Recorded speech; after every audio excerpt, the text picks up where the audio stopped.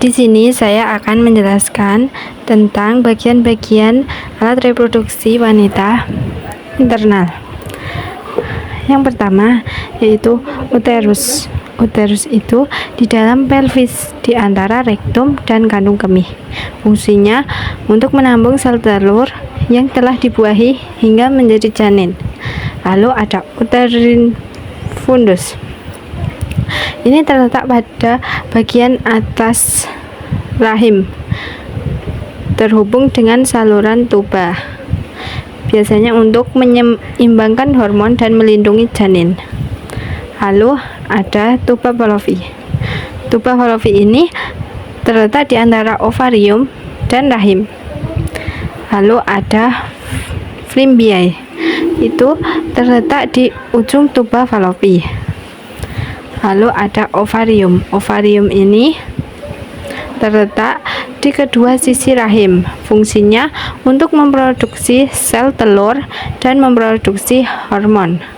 Lalu ada ovarium ligament. Ovarium ligament ini untuk menghubungkan ovarium ke rahim. Lalu ada endometrium. Endometrium ini lapisan terdalam rahim, yang fungsinya itu tempat menempelnya ovum yang telah dibuahi. Lalu ada myometrium. Myometrium ini lapisan tengah yang memberikan kekuatan rahim saat berkontraksi. Lalu ada perimetrium. Perimetrium ini lapisan terluar rahim yang berfungsi melindungi rahim.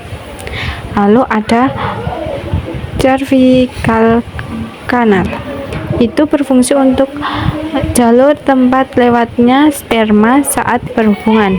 Lalu ada serviks. Serviks ini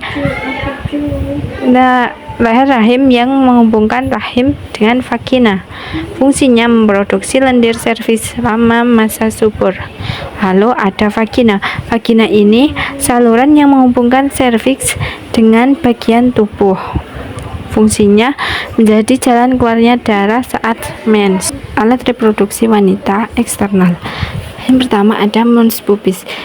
Mons pubis ini area eksternal wanita yang biasanya dipenuhi dengan rambut kemaluan. Lalu ada klitoris. Klitoris adalah bagian atas vulva, tepatnya di persimpangan labia minora. Lalu ada urethral opening.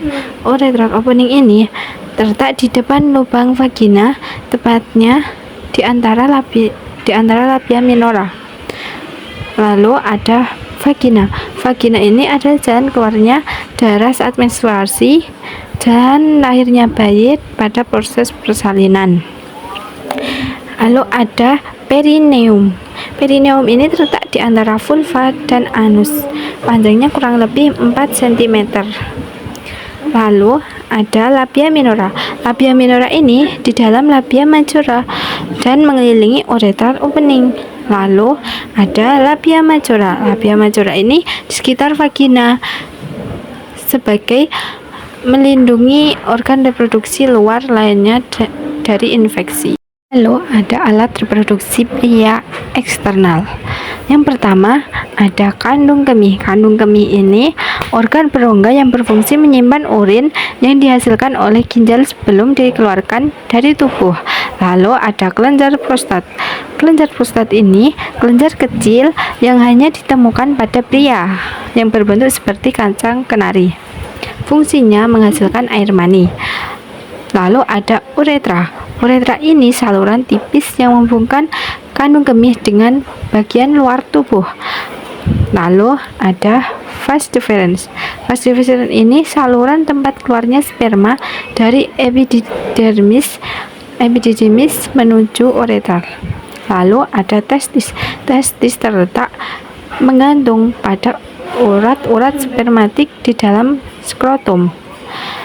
Lalu ada skrotum. Skrotum ini kantung yang dalamnya testis dan mempertahankan suhu testis 2 derajat Celcius di bawah suhu rongga perut.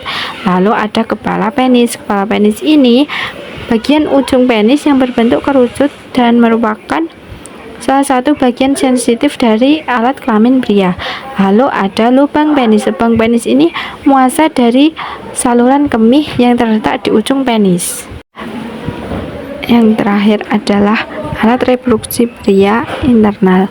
Yang pertama ada ureter. Ureter ini sepasang tabung berotot yang menghubungkan ginjal dan kandung kemih.